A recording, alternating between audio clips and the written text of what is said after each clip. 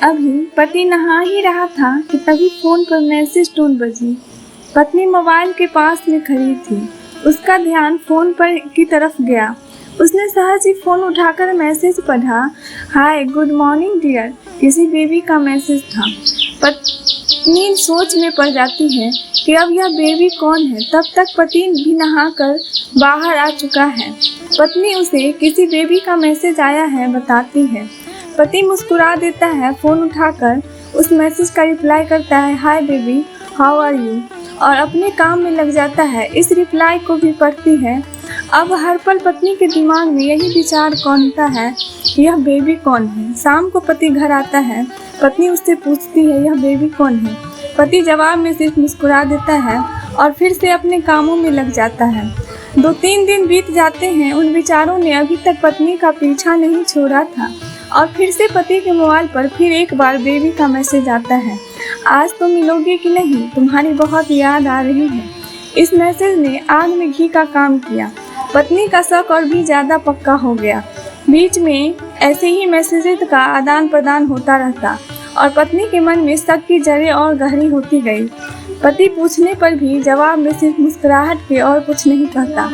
यह शक गुस्सा बनकर जब ज्वालामुखी की तरफ फट पड़ता, जब एक दिन उसे अपने पति में के जेब में सिनेमा के 2 टिकट मिलती है। पत्नी अपने पति से बहुत झगड़ती है। पति उसे समझाने की कोशिश करता है लेकिन वह कोई भी बात सुनने को तैयार नहीं है। पति को भी उस पर गुस्सा आ जाता है और यह झगड़ा और भी ज़्यादा बढ़ जाता है। गुस्से में पति घर से बाहर निकल जाता है। पत्नी का गुस्सा पति से कई गुना ज़्यादा है, परंतु वो अपना सारा काम पैक करती है, एक चिट्ठी लिखती है कि मैं मायके जा रही हूँ हमेशा के लिए, और पति का घर छोड़कर चली जाती है। गुस्सा शांत होने पर जब पति घर आता है तो चिट्ठी पढ़कर उसके होश उड़ जाते हैं। 10 दिन बीत जाते हैं और गांव के उस घर पर डोरबेल बजती है जहां पत्नी रहने चली गई है। पत्नी दरवाज़ा खोलती है। दरवाज़ा पर 10 साल की एक छोटी बच्ची हाथों में चिट्ठी लिए खड़ी है। वह पत्नी को वह चिट्ठी देती है। बच्ची से वह चिट्ठी लेकर पत्नी चिट्ठी खोल पढ़ती है, डियर वाइफ, जिस बेबी की वजह से हम दोनों में इतने झगड़े हुए और तुम हमारा घर छोड़कर यहाँ से चली आई, यह बच्ची जो अभी तुम्हारे सामने खड़ी है वह वही बेबी है। अनाथ आश्रम की एक प्यारी बच्ची है। इसे मैं अपने साथ बातें करता था, सिनेमा जाता था। पहली बार जब तुमने बेबी के बारे में पूछा था तो मैंने जानबूझकर तुम्हें नहीं बताया था। सोचा था थोड़ा मजाक करता हूँ, देखता हूँ तुम कैसे रिएक्ट करती हो। लेकिन मैंने यह कभी नहीं सोचा था कि तुम्हारा शक इतना बढ़ जाएगा कि तुम घर ही छोड़ दोगी। हाँ, सबसे ज़रूरी बात यह है कि बेबी है वह किसी और की नहीं बल्कि तुम्हारी ही बेटी है। रुको, अपने आप को संभालो और आगे की बात ध्यान से पढ़ो। हमारी शादी के 2 साल पहले की यह बात है। तुम अपने कॉलेज के लास्ट ईयर में थी। तुम्हारे प्रोफेसर ने नोट्स के लेने के बहाने तुम्हें बुलाया था और तुम्हें चाय में इन नशीली दवा करने का वाला काम किया था। इसमें तुम्हारी कोई गलती नहीं की थी, लेकिन कुदरत ने अपना काम किया और तुम्हारे पेट में इस बेबी को डाल दिया। काफ़ी प्रयास करने पर भी अबॉर्शन नहीं हुआ तो तुम्हारे घर वालों ने समाज के डर से 6 महीने तक घर में ही रखा। तुम्हारे पिताजी खुद एक डॉक्टर हैं, इसलिए यह बिन मांगा बच्चा बड़ी आसानी से बिना किसी को कानों कान खबर हुए इस दुनिया में आया। भविष्य में तुम्हारी शादीशुदा जिंदगी में कोई प्रॉब्लम न हो, इसलिए तुम्हारे पिता ने इस बच्चे को गांव के एक अनाथ आश्रम में छोड़ दिया। यह बच्चा मतलब यही बेबी जो अभी तुम्हारे सामने खड़ी है।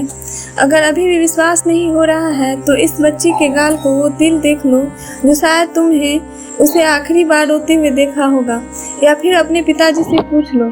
पत्नी जल्दी से उस बच्ची को पास में लेकर उसके गालों का तिल देखती है।